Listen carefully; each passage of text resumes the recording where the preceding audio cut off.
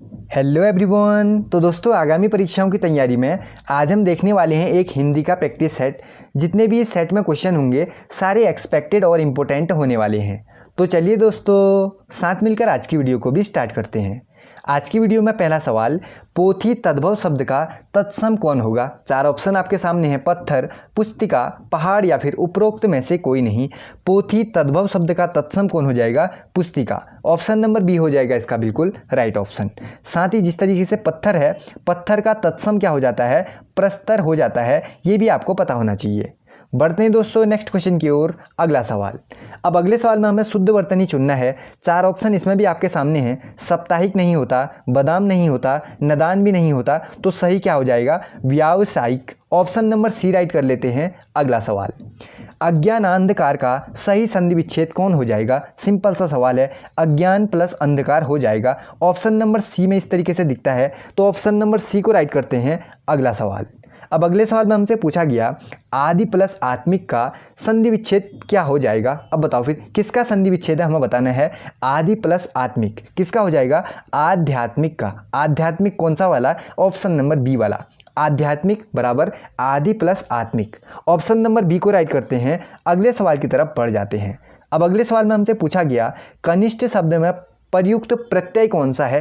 प्रत्यय कहाँ लगते हैं, पीछे लगते हैं। उपसर्ग कहाँ लगते हैं, शब्द के आगे लगते हैं। तो इसमें हमें बताना है प्रत्यय, तो प्रत्यय कहाँ लगा होगा, पीछे लगा होगा। अब बताओ फिर कनिष्ठ में कौन सा प्रत्यय है, कौन सा हो जाएगा, इष्ट हो जाएगा। इष्ट यानी option number A right. Option number A को राइट करने के बाद अगला सवाल, अब अगले सवाल में हमसे पूछा जाता है, अगले सवाल में हमसे पूछा गया, मृत्यु को जीतने वाला या मृत्युंजय में कौन सा समास आएगा। मृत्यु को जीतने वाला या मृत्युंजय, इसमें समास कौन सा हो जाएगा, इसमें समास हो जाएगा बहुव्रीहि समास। ऑप्शन नंबर डी राइट हो जाएगा। क्योंकि आप सभी को पता होगा बहुव्रीहि समास कहाँ पर आता है, जब कोई पद प्रधान नहीं होता, जब आगे वाला पद या पीछे वाला पद, इन दोनों में से कोई भी पद प्रधान नहीं होगा, जबकि दोनों मिलकर किसी तीसरे की ओर संकेत कर रहे होंगे। दोनों पद मिलकर किसी तीसरे की ओर संकेत कर रहे होंगे, वहाँ पर आता है बहुव्रीहि समास। जैसे देखो, मृत्युंजय, इसमें कोई पद प्रधान नहीं है, ठीक है, प्रधान कोई पद नहीं है। मृत्युंजय मतलब क्या होता है, भगवान शंकर, भगवान शंकर, ठीक है। मृत्युंजय में से कोई भी पद प्रधान नहीं था, उन्होंने किसकी तरफ संकेत किया है, भगवान शंकर की तरफ संकेत किया है। मृत्यु को जीतने वाले भगवान शंकर, यानी किसी तीसरे की ओर संकेत किया गया है। यहाँ पर हम क्या सही कर लेंगे, बहुव्रीहि समास को सही कर लेंगे। ऑप्शन नंबर डी को राइट करने के बाद अगला सवाल, कौन सा शब्द देशज नहीं है। जो देशज नहीं है वो हमें बताना है। पगड़ी देशज है, ढिबरी भी है,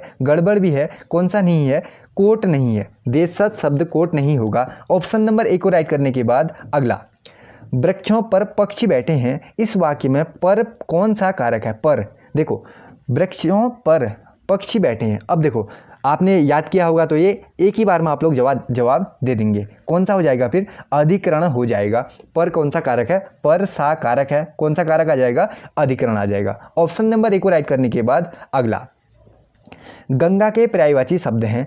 4 ऑप्शन, विष्णुपदी, नदीश्वरी, ए और बी दोनों, या फिर उपरोक्त में से कोई नहीं। देखो, गंगा के पर्यायवाची में भागीरथी, सुरसरी, देवनदी, सुरसरिता, विष्णुपदी, नदीश्वरी, ये सारे के सारे आते हैं। तो ये भी हो जाएगा, ये भी हो जाएगा। तो ऑप्शन नंबर सी वाला ठीक हो जाएगा। ऑप्शन नंबर सी को राइट करते हैं। अगला, मीन के पर्यायवाची शब्द हैं। देखो, मीन यानी मछली यानी मत्स्य, तो इसमें एक ही दिखता है ना, तो कौन सा वाला सही हो जाएगा, पर्यायवाची मत्स्य।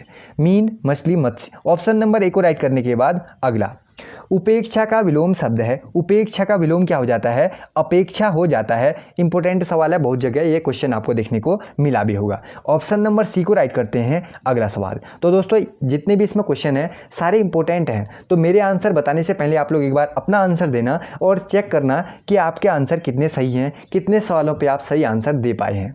अगले सवाल की तरफ हम साथ में बढ़ते हैं। शाश्वत का विलोम शब्द क्या हो जाएगा। शाश्वत का विलोम क्या हो जाता है, नश्वर। नश्वर यानी option number B. Option number B ठीक हो जाएगा। अगला, जिसकी आशा न की जाए वाक्य के लिए एक शब्द कौन सा होता है, अप्रत्याशित हो जाता है। अप्रत्याशित, जिसकी आशा न की जाए। ऑप्शन नंबर ए ठीक हो जाएगा। अगला, पति पत्नी का जोड़ा के लिए एक शब्द कौन सा हो जाएगा। देखो पति पत्नी का जोड़ा है, पति पत्नी तो करोगे नहीं, इसको तो नहीं करोगे, युगली इसको भी नहीं करोगे आप लोग। कन्फ्यूजन किस में हो जाएगा आपको, दंपत्ति करूं या फिर युगल करूं। पति पत्नी का जोड़ा क्या कहलाएगा, दंपत्ति कहलाएगा। ऑप्शन नंबर डी को ही आपको हमेशा क्या करना है, सही करना है। कहीं पर भी अगर आपसे पूछा जाता है पति पत्नी का जोड़ा तो उसमें आप लोग क्या सही करोगे, दंपत्ति को ही ठीक करोगे। यानी ऑप्शन नंबर डी को क्या कर लेते हैं हम लोग राइट ऑप्शन कर लेते हैं। युगल कहाँ पर आता है, फिर इसको भी देख लो। युगल आता है पुरुष और स्त्री का जोड़ा, पुरुष और स्त्री का जोड़ा। जहाँ पर आपको पुरुष और स्त्री का जोड़ा दिखता है वहाँ पर आप लोग को सही करना है, युगल कहलाता है। ठीक, अभी यहाँ पर पूछा गया पति पत्नी का जोड़ा, जहाँ पर पति पत्नी का जोड़ा पूछा जाएगा वहाँ पर दंपत्ति ठीक हो जाएगा। समझ गए ना आप लोग। अब कभी भी यहाँ पर कंफ्यूजन आपको नहीं होना चाहिए।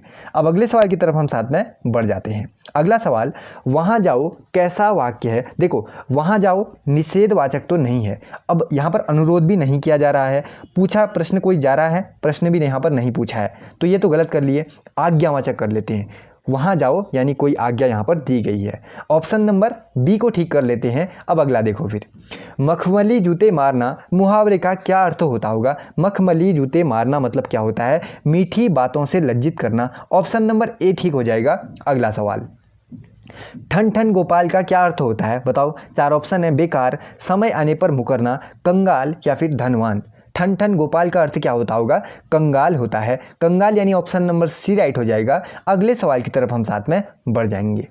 चरर मरर खुल गए अरर खसपुटों से, इसमें कौन सा अलंकार है ये आपको बताना है। देखो आपने एक अलंकार, ये तो सबको पता होगा, आप सभी को पता होगा, अनुप्रास अलंकार कहाँ पर आता था, जहाँ पर देखो कोई वर्णों की आवर्ती, सिंपल तरीके से पहचान लोगे आप, देखना जहाँ पर वर्णों की आवर्ती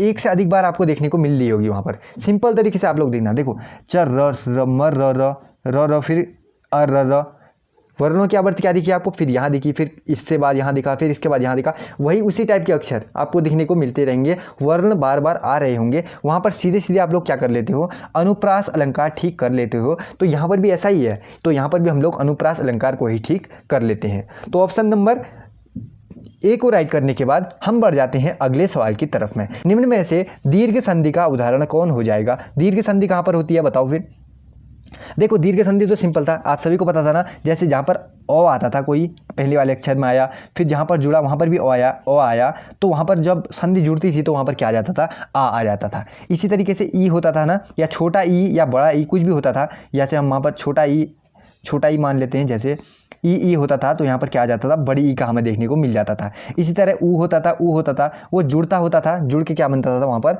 बड़ा ऊ बना हुआ होता था। इस तरीके से जहाँ पर भी ये संधि बनती थी वहाँ पर हम क्या कह देते थे, यहाँ पर दीर्घ संधि का ये उदाहरण है। तो यहाँ पर देखो फिर शरणार्थी में, धर्मात्मा में और रविंद्र में इसी तरीके से बना हुआ है। तो उपयुक्त सभी में क्या है, दीर्घ संधि ही है। इन सबको पहचानने में आपको अब दिक्कत नहीं आती होगी, बहुत सारी परीक्षाओं से हिंदी का ये क्रम आप लोग देख रहे हैं, तो इस तरीके से जल्दी बता दिया करो। अगला सवाल देखो, महर्षि महाधन ऋषि में कौन सी संधि है।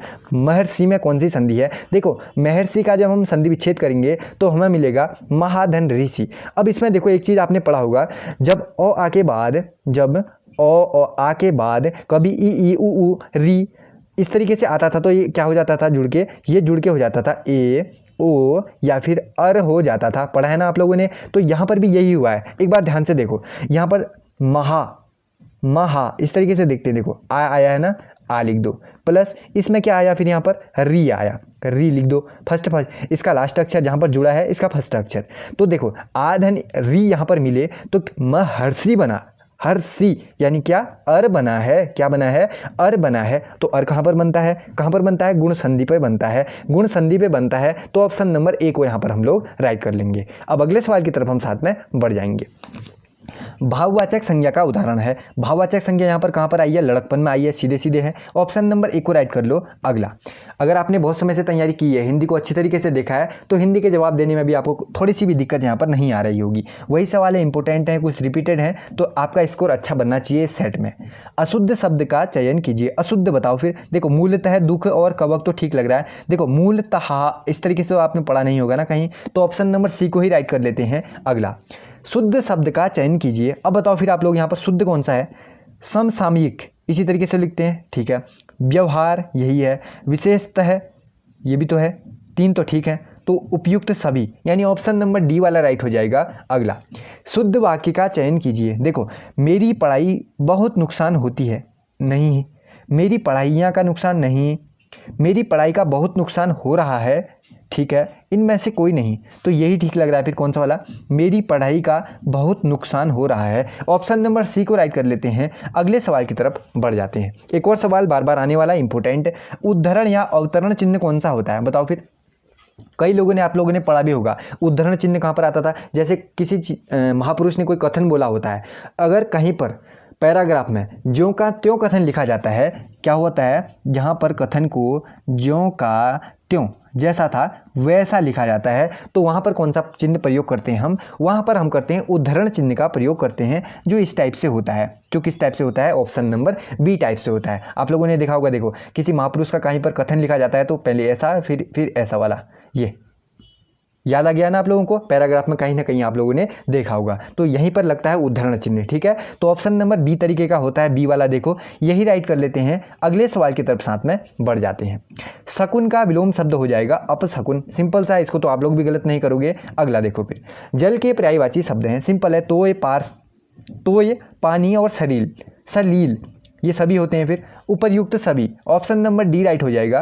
अगला, जिसके समान कोई दूसरा ना हो उसके लिए कौन सा शब्द है। चलो इस क्वेश्चन को मैं दे देता हूँ आपके लिए, आपको बताना है अनुपम, उपमा, अद्वितीय या फिर अनुपमेय। इसको आपको करना है कमेंट में, मुझे कमेंट करना है। बहुत सारे सवालों में मैं आपको कमेंट करने के लिए देते रहता हूँ। आज तक कभी भी ऐसा नहीं हुआ कि आप लोगों ने, बहुत सारे लोगों ने उसका गलत जवाब दिया हो। आप लोग जितने भी राइट आंसर करते हैं, जितने भी आंसर करते हैं, सारे के सारे सही आंसर को ही करते हैं। तो इसमें आपको बताना है अनुपम, उपमा, अद्वितीय या फिर अनुपमेय में से कौन सा सही होगा, जिसके समान कोई दूसरा ना हो। जल्दी से कमेंट करो। बढ़ते हैं दोस्तों नेक्स्ट क्वेश्चन की ओर। अगला, 19-20 होना मुहावरे का क्या अर्थ है। 19-20 होना मतलब थोड़ा बहुत अंतर होना, ऑप्शन नंबर ए राइट हो जाएगा। अगला सवाल, कुकी कुकी के की कलित, कुंजन करत कलोल, उपरोक्त में कौन सा अलंकार है। देखो फिर इसमें कुकी कुकी फिर से यही आ गया, फिर ठीक है। तो इसमें हम उपमा, अनुप्रास, उत्प्रेक्षा कौन सा आ जाएगा, ये वाला आ जाएगा, अनुप्रासी आ जाएगा। ऑप्शन नंबर बी वाला ही ठीक हो जाएगा, ठीक है ना। तो दोस्तों आज की वीडियो में फिलहाल इतने ही क्वेश्चन है। हिंदी के कुछ यही इंपॉर्टेंट क्वेश्चन लगे जो मुझे लगा कि आपके साथ भी ये क्वेश्चन एक सेट बनाकर लाना चाहिए, तो इसलिए मैंने इस पर भी वीडियो बना दी। आई होप दोस्तों आपको वीडियो हमारी अच्छी लगती होंगी, वीडियो से जरूर कुछ ना कुछ सीखने को मिलता रहता होगा। अगर ऐसा है तो अपने उन्हीं दोस्तों के साथ, एक दो दोस्तों के साथ शेयर कर दिया करो, एक दो दोस्तों के साथ वीडियो को क्या किया करो, शेयर किया करो। और उन्हीं दोस्तों के साथ किया करो जो UKPSC, UKSSC या किसी भी कंपटीशन एग्जाम की तैयारी कर रहे हैं, बस उन्हीं लोगों के साथ इस वीडियो को शेयर किया करो। बहुत जल्द मुलाकात होगी अगली नई वीडियो में, तब तक के लिए पढ़ते रहिए, मुस्कुराते रहिए। जय हिंद, जय भारत।